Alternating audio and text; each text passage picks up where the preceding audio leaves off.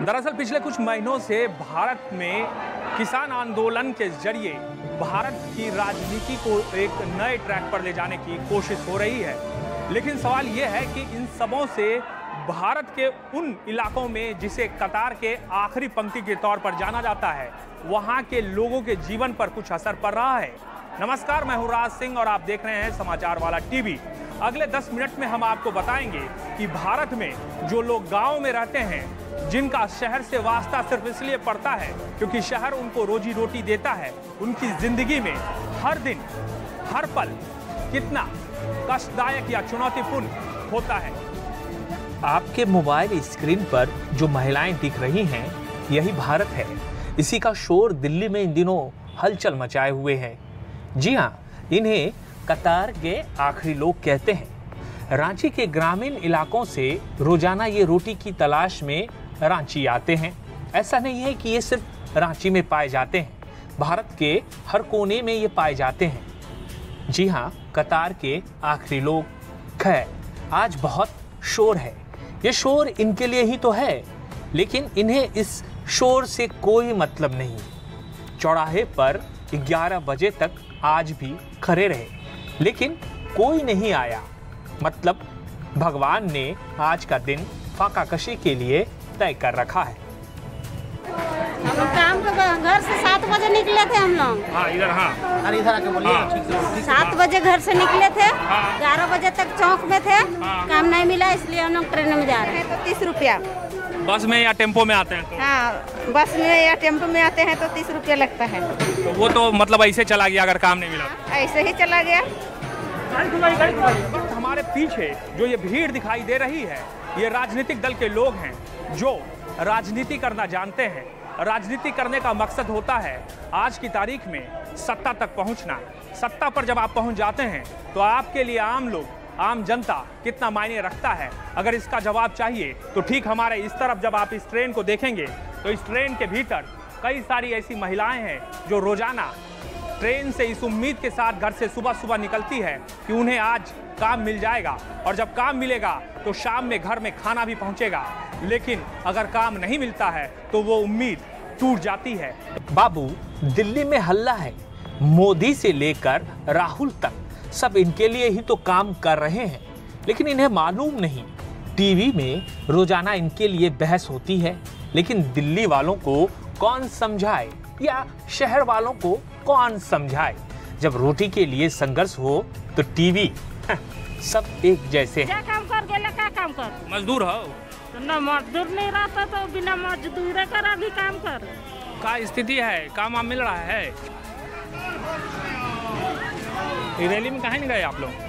वो सब तो नहीं जानते हैं।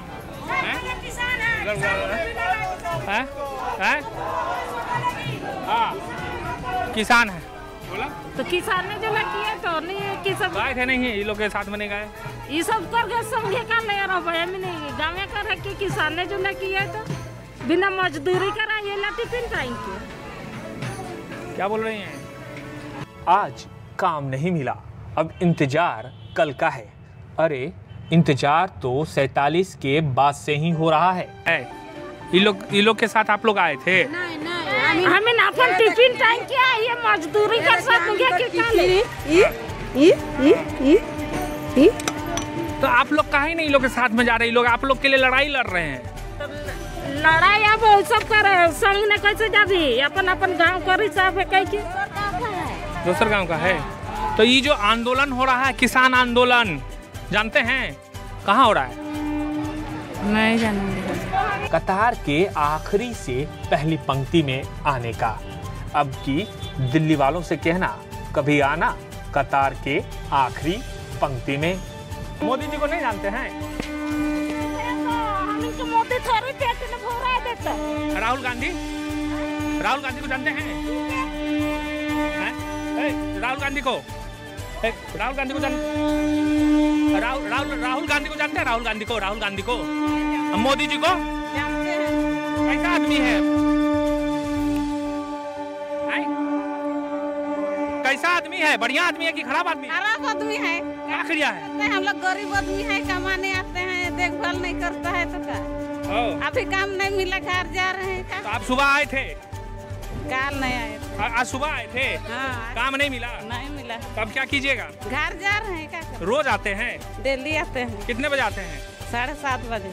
7:30 बजे? हाँ, अब काम नहीं मिला तो घर जाइएगा? घर जा रहे हैं, क्या करेंगे?